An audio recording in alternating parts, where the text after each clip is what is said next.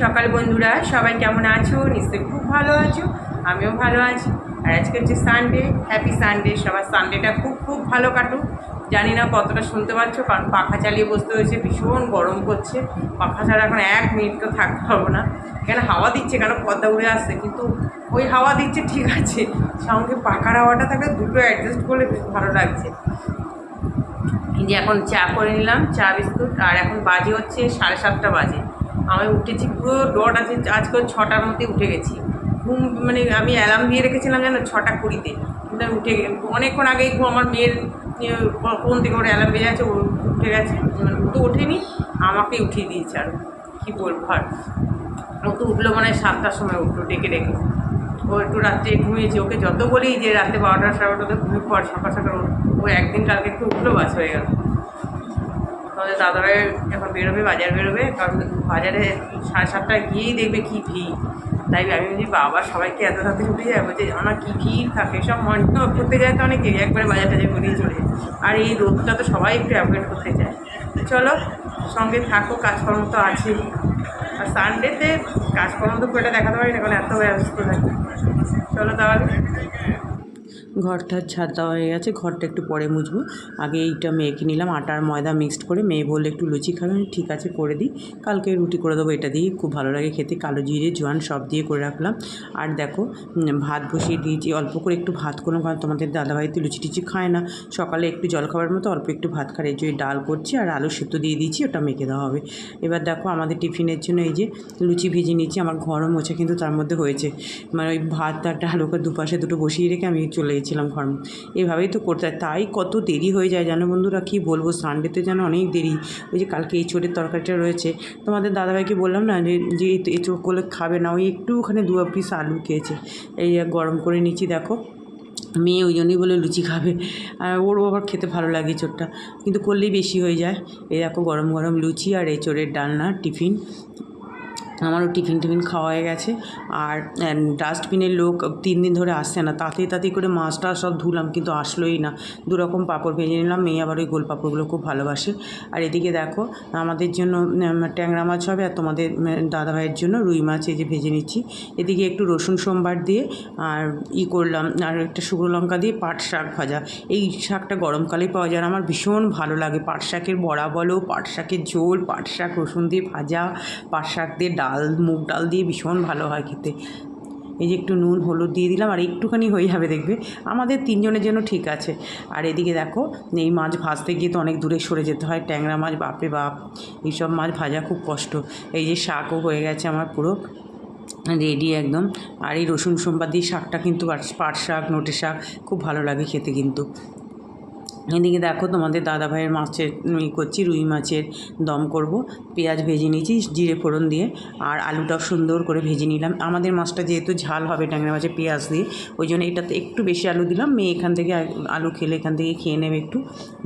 আদা বাটা জিরে বাটা যেরকম মশলা দিই সব, টমেটো টমেটো সব দিয়ে দিলাম। ওটা ওদিকে 2 হাতে কিন্তু চালাচ্ছি, তাতেও কত দেরি হয়ে গেল। মানে আমি বলি না সানডে যে কী করে এত দেরি হয়। তারপরে দেখো পেঁয়াজগুলো ভেজে নিয়েছি ভালো করে, আর একটু কালো জিরে ফোড়ন দিয়েছিলাম, জানো তো আমার কালো জিরেটা খুব ভালো লাগে। আর কালো জিরে ভীষণ উপকারী একটা মানে জিনিস। এইদিকে দেখো এটাও ভালো করে কষিয়ে নিলাম। এটার মধ্যে একটু টমেটো কেচাপ দিয়ে দিয়েছিলাম সামান্য একটু, আর টমেটো দিয়েছিলাম। এটাও নাকি খেতে খুব ভালো হয়েছিল, আমি খাইনি, তোমাদের দাদাভাই খেয়েছে, আর মেয়ে একটু আলু নিয়েছে এখান থেকে। এই রুই মাছের তোমার রসা বলো দম বলো, এটা খেতে কিন্তু খুব ভালো হয়। রুই মাছ কাতলা মাছ এইভাবে রান্না করলে। আর সবসময় তো আবার ঠিক না, সানডে বলে এরকম করে দিলাম, একটু গরম মশলা দিয়ে সব করে দিচ্ছি। ওই যে রুই মাছটা ওখানে দিয়ে দিলাম। আর আমাদের দেখো এখানে পেঁয়াজ টমেটো সব আমার কিন্তু ভাজা হয়ে গেছে, মশলাও দিয়ে দিয়েছি একদম এটাতে গুঁড়ো মশলাই দিয়ে দিলাম, ওই ধনে জিরের গুঁড়ো, আর একটু রেড চিলি দিলাম, নুন হলুদ, বাস আর কিছু না। আর কাঁচা লঙ্কা দেখতেই পেলে দিলাম, একদম চিড়ে দিয়ে দিয়েছি কাঁচা লঙ্কাগুলো। ঝাল তো আমরা কাঁচা লঙ্কারই খাই, শুকনো লঙ্কা আমাদের ঘরে ওই শুকনো লঙ্কা যে গুঁড়ো পাওয়া যায় ঝাল গুঁড়ো, ওটা আমাদের ঘরে অনেক বছর ধরে বন্ধ পুরো। এবার দেখো জল দিয়ে দিলাম। আর ওটা খাওয়াও খুব একটা ভালো না। রেড চিলিটা তো তোমার কালারের জন্য, এটা তো রাজস্থানি যেগুলো পকোড়া খাওয়া হয় লঙ্কাগুলো, সেই লঙ্কাগুলো দিয়ে করা হয়, এতে কোনো ঝাল থাকে না, জাস্ট একটু কালার আসে। আর তাও আমি মানে বুঝে বুঝে দিই, সব রান্নায় দিই না। আর এই দেখো, আর আমার মেয়ের না এই সমস্ত ঝাল খেতে না খুব ভালোবাসে। আসলে দেখো, ওর তো এটা খাওয়ার বয়স, তাই না? আমাদের না এখন অনেক রোগ টোগ ধরে যাচ্ছে। হ্যাঁ, সবারই তো খেতে ইচ্ছা করে, কিন্তু শরীরের জন্য খেতে পারি না। তবে ট্যাংরা মাছের ঝালটা বন্ধুরা দুর্দান্ত খেতে হয়েছিল। একটু ধনেপাতা দিয়ে দিলাম, দেখো খুব ভালো হয়েছিল খেতে এটা। আমার মেয়ে তো খুব খুশি, ওকে এরম করে রান্না করে দিলে খুব খুশি হয়। আমি বলি রোজ রোজ না। আর এই মাছটাও বেশ ভালো হয়েছে। এটা দেখতে অনেকটা লাল টকটকে হলেও কিন্তু এটা ঝাল ঠালগুলো একটু কমই দিয়েছি, যেহেতু তোমাদের দাদাভাই খাবে। তারপর দেখো এই যে আমের চাটনি করলাম, একটা আম দিয়েই করেছি। এত গুড় লাগছে কি বলবো, কতটা করে গুড় দিই তাও যেন টক। আর দেখো এই যে ভাজা একটা মশলা করে রেখেছিলাম না আচারে দেওয়ার জন্য, সেটাই দিয়ে দিয়েছি। দেখো রান্না সব হয়ে গেল, গ্যাস ট্যাস মোচা একদম কমপ্লিট। সবচেয়ে কঠিন কাজ এটা রান্নার পর। আর কি গরম, পুরো অর্ধেক চান করেই গেছি একদম। এদিকে দেখো বাসনগুলো শুকিয়ে গেছে, এগুলো এখন গোছাতে হবে। আজকে আর সেরকম কাছাকাছি করিনি, সকাল থেকে সব মেশিনে রাখা আছে, কালকে কী করবো। এই আবার একটু একটু হালকা হালকা মেঘলা হয়েছে, মানে গুমোট গরম। পুজো দেওয়া হয়ে গেল একটাই যে। তারপরে যখন সব কাজ টাজ করে পেছনে ওই সিঁড়ির নিচে ঝাড় দিয়ে যখন পেছনে করতে গেছি, তখন পা ধুতে গেছি, তখন দেখি নিয়ে একদম গাছের নিচে আর একটা জবা ফুলে আছে। আর তখন আর কে যাবে। আর এই যে স্যান্ডেল কালার জবাগুলো ফুটেছে, সকালে তুলে ওই যে বলি না সাজির মধ্যে ফুল সব রেখে একটা ঠাকুরের ভেজা গামছা দিয়ে রাখি। চলো হয়ে গেল আমার পুজো দেওয়া। এই দেখো পুজো দিয়ে নামলাম, একদম আগুনের গোলা থেকে নামলাম, নেমে যে খেতে বসে দিয়েছিলাম। একটু 5 মিনিটও রেস্ট নিয়ে আজকে, কারণ এমনিতেই সানডেতে দেরি হয়ে যায়। তোমাদের দাদাভাই আয়রন করছে, সন্ধ্যেবেলার করতে ইচ্ছা করবে না বলে এখন করে নিচ্ছে। এই যে সবাই ভাত টাত পেরে নিলাম, খেতে বসে যাই এখন। এই যে দেখা যাচ্ছে দই টোপোটা যে প্লেন, মেয়ে বললো শশার সাথে একটু মিক্সড করে খাবে। বললাম ঠিক আছে, ওই জানে ও কী করে খাবে।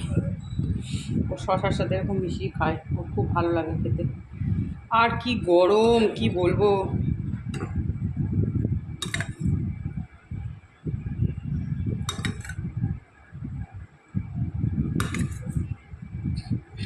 ঠান্ডাটা দিচ্ছি অল্প অল্প করে। চলো এটা এখন খেয়ে নিই, এটাই সবচেয়ে ভালো লাগছে খেতে। আর খেয়ে এখন ওইবারে ঢুকে যাবো বেডরুমে। এই দেখো বন্ধুরা, এই যে সন্ধে দেওয়া হয়ে গেছে আমার, ওই যে সন্ধে দেওয়া হয়েছে। আর ঠাকুর ঘরের মানে এখন আবার এই লাইটটা লাগিয়েছি, এটার আলোটা খুব কম। ওই নাইট বাল্বটা তো লাগানোর সাথে সাথে কেটে গেল। দেখতে পাচ্ছি প্রদীপ জ্বলছে। আর কি সুন্দর হাওয়া দিচ্ছে না তো। আর সারাটা তো পূজা গরম, কি বলবো। এখন বেশ সুন্দর হাওয়া দিচ্ছে, দেখো গাছের পাতাগুলো। আর আমার মোবাইলে না ফ্লাশটা জ্বলে যাচ্ছে, ওই জন্য এত আলো দেখা যাচ্ছে। কি ভালো লাগছে দেখো। আমি এখন হাঁটছি, হাঁটতে হাঁটতে একটু ক্যামেরা বন্দি করছি। বাবা এই গরমে ওদিক থেকে মানে বিয়েবাড়ির আওয়াজ শুনছি আমি, বাবারই এই পচা গরমে বিয়েবাড়ি, এই কষ্ট যার বিয়ে হবে তা। চলো আর কি বলবো, চলো ভিডিওটা আজকে এখানেই শেষ করছি। সবাই ভালো থেকো, সুস্থ থেকো, টাটা।